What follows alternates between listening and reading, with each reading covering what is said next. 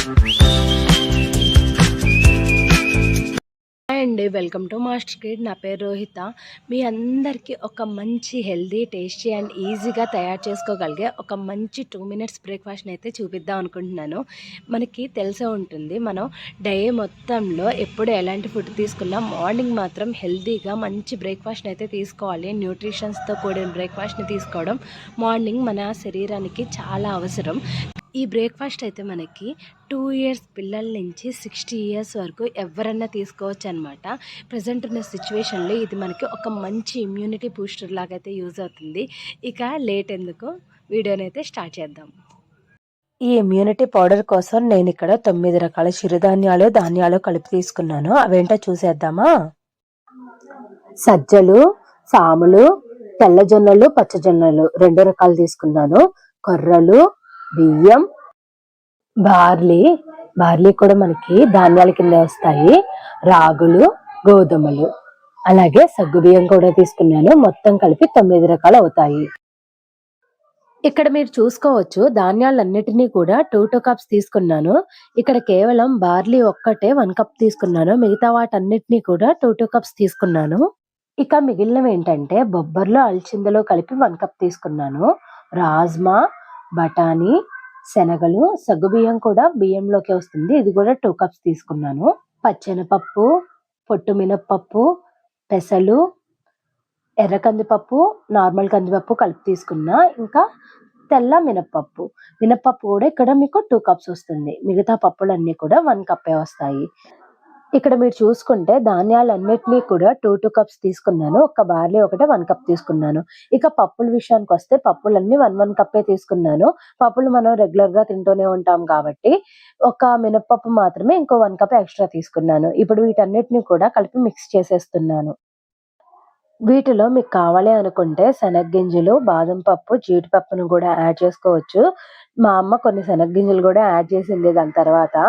కాకపోతే నేను శనగ్గింజలు, బాదం అవి ఏవైతే నట్స్ ఉంటాయో వాటన్నిటిని కూడా సెపరేట్ పౌడర్ చేసుకుంటాను. కాబట్టి మళ్ళీ దీంట్లో యాడ్ చేస్తే ఇన్ని రకాలు కలిపేస్తే మనకి ఎంతో క్వాంటిటీ కాబట్టి వాటన్నిటిని కూడా సెపరేట్ పౌడర్ చేసుకొని పెట్టేసుకుంటాను.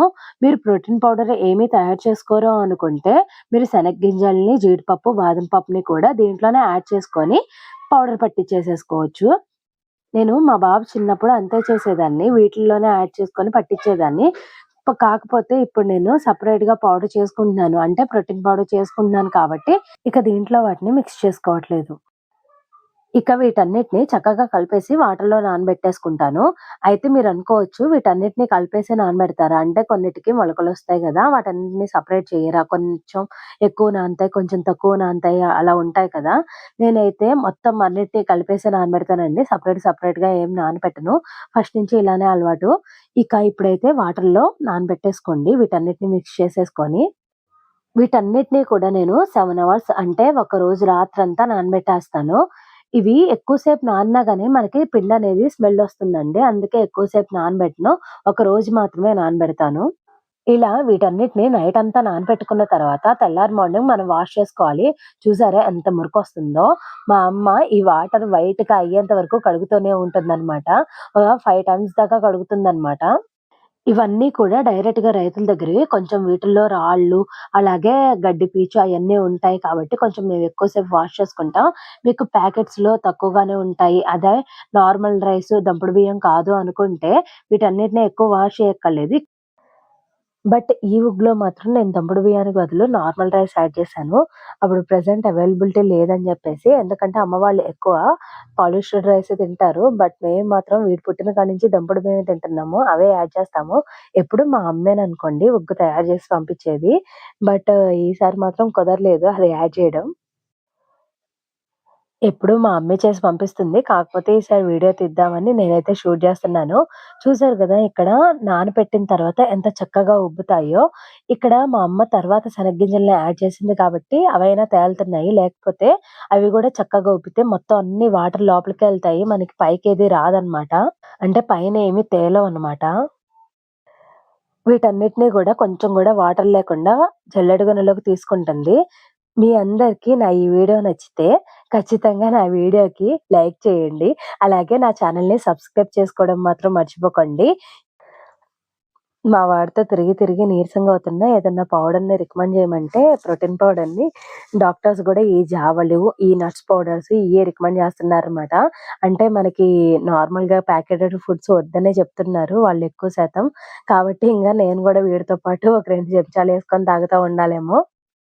వీటన్నిటిని కూడా ఎండలో చక్కగా వీటిలో ఉన్న తేమంతా పోయేంత వరకు ఎండబెట్టుకోవాలి. అయితే ఇప్పుడు శీతాకాలం అంత ఎండ ఎక్కడొచ్చేస్తుందిలే గానీ, వీటన్నిటిని ఇలా తేమంతా పోయి ఆరిన తర్వాత కొంచెం మనం గ్యాస్ మీద హీట్ చేసుకుందాం. నేను చెప్తే నమ్మరు గానీ, నిజంగానే కొంచెం రిజల్ట్ కనిపించిందండి. నేనిది 1 మంత్ నుంచి మా బాబుతో పాటు తాగుతున్నాను. నాకు పీరియడ్ పెయిన్స్ అనేది కొంచెం ఎక్కువగా ఉంటాయి. బట్ ఇలా ఈ పౌడర్ తాగుతున్న కాడి నుంచి కొంచెం పీరియడ్ పెయిన్స్ అనేది తగ్గుతుంది. కొంచెం జంక్ ఫుడ్‌ని అవాయిడ్ చేసి, ఇట్లా పీరియడ్స్ వచ్చే ముందే ఇలాంటి జావాలు గనక తీసుకుంటే మనకి పీరియడ్ పెయిన్స్ అనేది అంత సేటుండదు. చూసారు కదా! ఇక్కడ తేమ తగ్గిపోయిన తర్వాత ఇలా ఏం చేస్తుంది మా అమ్మ అంటే ఎండలో ఎండబెట్టుకున్న తర్వాత కొంచెం లైట్‌గా తేమ అనిపిస్తే ఇలా మీరు ఏం చేసుకోండి ఇంకా కొంచెం ఉన్న తేమ కూడా పోతుంది. ఎందుకంటే ఇది నేను 3 మంత్స్ పాటు నిల్వ చేసుకుంటాను కాబట్టి పాడవకుండా ఉండడానికి కొంచెం కూడా తేమ లేకుండా చేసుకోవాలనమాట. ఇక్కడ నేను వాము, జీలకర్ర పౌడర్ చేసేసుకొని మిక్స్ చేసుకుంటున్నాను. మనం ఫస్ట్ యాడ్ చేసుకున్నామనుకోండి వాటర్‌లో కడిగేటప్పుడు పోతాయి. కాబట్టి వీటిని సెపరేట్‌గా పౌడర్ చేసుకొని దీంట్లో యాడ్ చేసుకున్నాను. ఇక్కడ మీరు చూసుకుంటే సాఫ్ట్ పౌడర్‌లాగా మిల్లబట్టిచ్చేసుకున్నాము. మీకు కావాలంటే రవ్వ రవ్వగా గూడా పట్టించుకోవచ్చు. కాకపోతే మా వాడికి చిన్నప్పటి నుంచి ఇలానే అలవాటు. కాబట్టి ఇలానే పట్టించుకున్నాను. ఈ ఉగ్గు తయారు చేసుకోవడం అయితే ఇక ఇప్పుడు ఈ జావను తయారు చేసుకోవడం చూద్దాం. 2 గ్లాసెస్ ఆఫ్ వాటర్‌ని తీసుకొని దాంట్లో 4 స్పూన్స్ అయితే యాడ్ చేస్తున్నాననమాట. ఇక్కడ నేను 2 గ్లాసుల వాటర్‌లో 4 స్పూన్ల పౌడర్‌నయితే యాడ్ చేశాను. ఇక్కడ మనకి వాటర్ ఎక్కువగానే పడుతుంది. ఎందుకంటే వాటర్ తక్కువగా ఉంటే మనకి ముద్ద ముద్దగా అవుతుందనమాట. ఇలా ఉంటే మనకి జావలాగా అవుతుంది. కాబట్టి వాటర్ ఈ విధంగా మనకి వీడియోలో చూస్తున్నారు కదా! ఆ విధంగా ఉండేలాగా చూసుకోండి. ఈ జావని కాసేటప్పుడు స్టార్టింగ్ మాత్రం దాని దగ్గరే ఉండండి. ఎందుకంటే పౌడర్ అంతా అడుక్కెళ్ళి అడుగంటేస్తా ఉంటుంది. కాబట్టి స్టార్టింగ్ మాత్రం దాని దగ్గరే ఉండి ఒక 2 నిమిషాలు తిప్పండి. దాని తర్వాత అదే ఉడికిద్ది. చూసారు గదా! ఈ కన్సిస్టెన్సీ ఉండాలనమాట ఉడికిన తర్వాత. మా వాడైతే ఇలానే తింటాడు. లేదు మీకు గట్టిగా అంటే అన్నంలాగా గావాలి అనుకుంటే వాటర్ కొంచెం తక్కువగా యాడ్ చేసుకోండి. చూసారు గదా! మా వాడికి ఉగ్గంటే ఎంత ఇష్టమో వాడే తింటున్నాడు వచ్చి నేను పెడతంటే. అంతేనండి ఈ వీడియో. ఈ వీడియో గనుక మీకు నచ్చితే నా ఛానెల్‌ని సబ్స్క్రైబ్ చేసుకొని నా వీడియోకి ఒక లైక్ చేసుకోండి.